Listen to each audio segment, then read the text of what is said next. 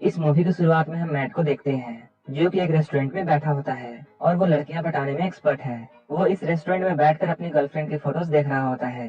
इसके बाद हम उसे चर्च में देखते हैं। वो अपने भाई से मिलने के लिए जाता है। उसका भाई चर्च में पादरी बनने की प्रैक्टिस कर रहा है। वो अपने भाई को ये बताता है कि उसकी गर्लफ्रेंड के साथ उसका ब्रेकअप हो गया है और अब वो उसे भूलना चाहता है।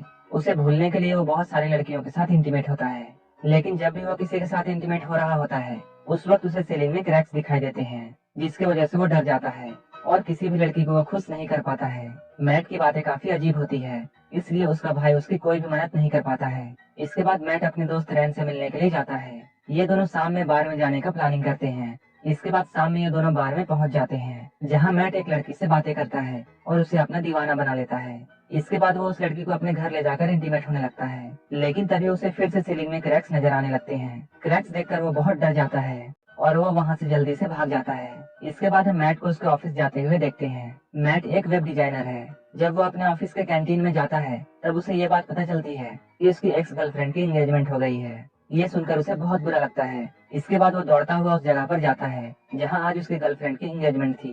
वो जब वहाँ पहुँचता है तो इस पार्टी को देखकर वो सैड हो जाता है, लेकिन वहाँ उसे एक खूबसूरत लड़की दिखाई देती है और इसके बाद वो उस लड़की को पटा लेता है। इसके कुछ दिनों के बाद मैट फिर से अपने भाई के पास जाता है और अपनी सारी बातें अपने भाई को बताता है। यहीं पे मैट अपने भाई से ये कहता है कि वो अब अपने पापों का पश्चाताप करना चाहता है और इसलिए वो अगले 40 दिनों तक कोई भी सेक्सुअल एक्टिविटी नहीं करेगा और न ही मस्टरबेशन करेगा। ये सुनकर उसका भाई उसे समझाता है ये करना बहुत मुश्किल है और तुम ये नहीं कर पाओगे, लेकिन मैट अपने भाई से फिर से ये कहता है वो अगले 40 दिनों तक ऐसा कुछ भी नहीं करेगा। अगले दिन मैट अपने रूम से वो सारी चीजों को हटा देता है जिसे देखकर उसकी नीयत खराब होती थी। मैट अपना एक दिन आसानी से गुजार लेता है और वो अब अपने आप को बिजी रखने के लिए छोटे मोटे काम करता है। उसी वक्त रैन उसके पास आता है और उसे अपने साथ क्लब चलने के लिए कहता है, लेकिन मैट यहाँ पर बहाना बनाता है और वो कहता है उसे कपड़े धोने हैं, इसलिए वो क्लब नहीं जाएगा। शाम में जब मैट लॉन्ड्री में अपने कपड़े धोने के लिए जाता है तब उसकी मुलाकात एक लड़की से होती है और इस लड़की का नाम एरिका है। एरिका मैट को देखकर उससे इम्प्रेस हो जाती है और वो मैट से बातें करने की कोशिश करती है, लेकिन मैट अपने वादे के मुताबिक उसमें कोई भी इंटरेस्ट नहीं दिखाता है और वो गुंगा होने का बहाना करता है, क्योंकि अगर वो एरिका से बातें करना शुरू कर देता तब इन लोगों की कहानी बहुत आगे तक चली जाती। एरिका मैट से कहती है तुमसे फिर मुलाकात होगी और ये कहकर वो वहाँ से चली जाती है। अब एक हफ्ता गुजर चुका है और मैट अपने आप को एक हफ्ते तक कंट्रोल करके रखे हुए है। वो अब अपने काम पर ज्यादा ध्यान देता है। उसके अच्छे काम को देखकर उसके बॉस भी उसकी तारीफ करते हैं। वहीं दूसरी तरफ हम रैन को देखते हैं जिसे अपने गंदे मैगजीन डस्टबिन में मिलते हैं। वो इन मैगजीन्स को उठाकर मैट के पास जाता है और उससे पूछता है ये सब क्या है। तब मैट उसे अपनी 40 दिन वाली कसम के बारे में बताता है। धीरे धीरे ये खबर मैट के ऑफिस तक पहुंच जाती है, क्योंकि रैन ने ही सभी लोगों को बताया था। मैट के कलीग्स उस पर बेट लगाते हैं कि मैट अपने आप को कितने दिनों तक रोक सकता है। धीरे धीरे ये लोग मैट पर सट्टा लगाने लगते हैं। अगर मैट अपनी 40 दिन वाली कसम पूरा नहीं कर पाता है तब सट्टा लगाने वाले आदमी को पैसे मिलेंगे। मैट के कुछ दोस्त इस चैलेंज को इंटरनेट पर भी डाल देते हैं और अब ये खबर बाहर की दुनिया में फैल चुकी थी।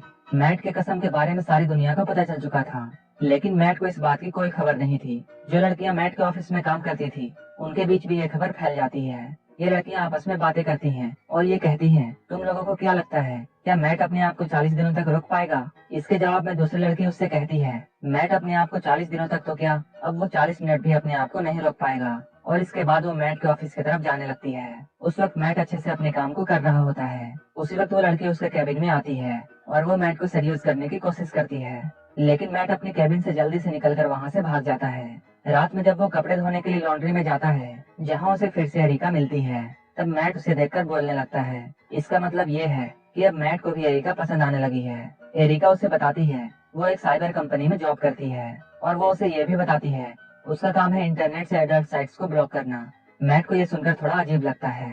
इसके बाद हम मैट और रैन को एक साथ देखते हैं जहाँ मैट रैन को ये बता रहा होता है कि वो एरिका को पसंद करता है और अब वो एरिका के साथ डेट पर जाने वाला है। इसके बाद मैट और एरिका एक दूसरे से मिलते हैं। ये दोनों एक साथ बहुत खुश थे।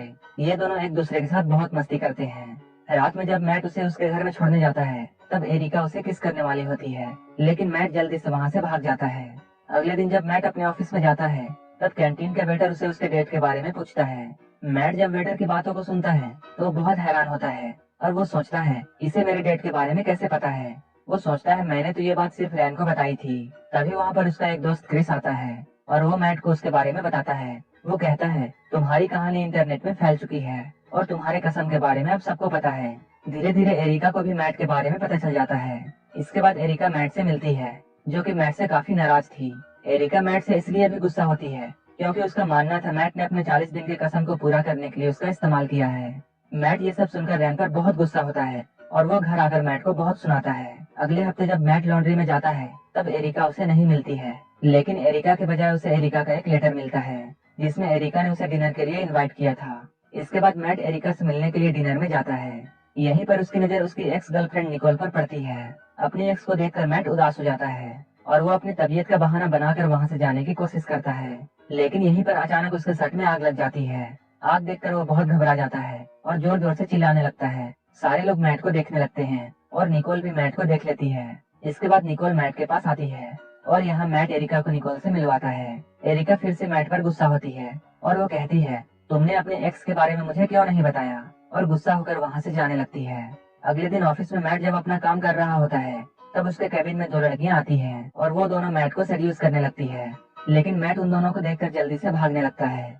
इसके बाद मैट अपने भाई के पास जाता है और वो अपने भाई को ये बताता है। अब उसे सारी लड़कियां टॉपलेस दिखती हैं। उसका भाई मैट को समझाता है और वो कहता है, तुम्हें इस बारे में हमारे पेरेंट्स से बात करनी चाहिए।